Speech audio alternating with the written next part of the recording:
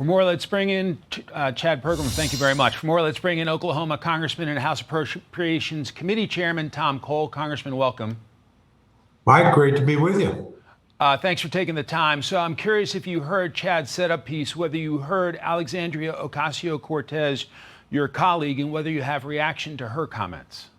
Well, it's disappointing. I mean, anyone cannot express sympathy and respect for a remarkable person, but a tragic circumstance, a wife, 2 young children left behind.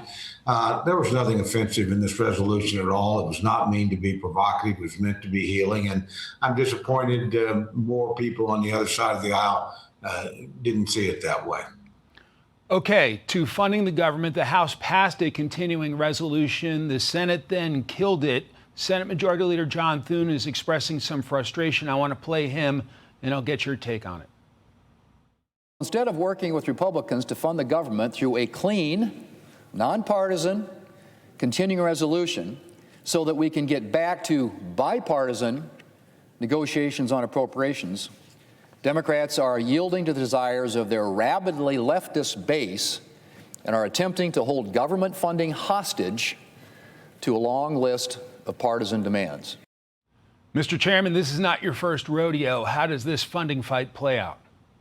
Well, obviously the House has done its part. We actually did pass a very clean bill, takes us through November 21st, allows negotiations, which actually are underway on three important bills. So we've done our part. I agree very much with the majority leader. It's frustrating in the United States Senate. Honestly, I think that's where the problems began in many ways. I think that Leader Schumer is under attack by his own left wing, AOC amongst them evidently, and he feels like he has to do something. And so they're in this desperate effort that could easily lead to a government shutdown. They're demanding things to fund the government for a few weeks at a time. They're simply ridiculous. Republicans probably wouldn't give in to them anyway, but if there's going to be a negotiation, it shouldn't be on funding the government. They literally are gambling with the paychecks of hundreds of thousands, millions of Americans, and they're going to deny Americans critical services. So the Senate's going to have to talk at some level,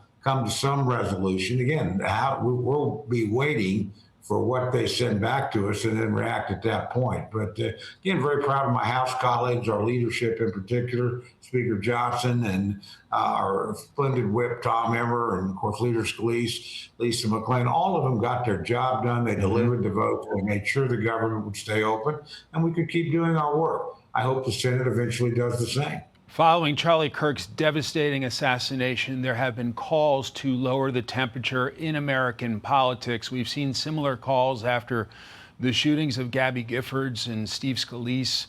Do you think this time perhaps people will heed the warnings and lower the temperature? Well, if you can't do it this time, then we really are in serious circumstances. This is a tragic situation.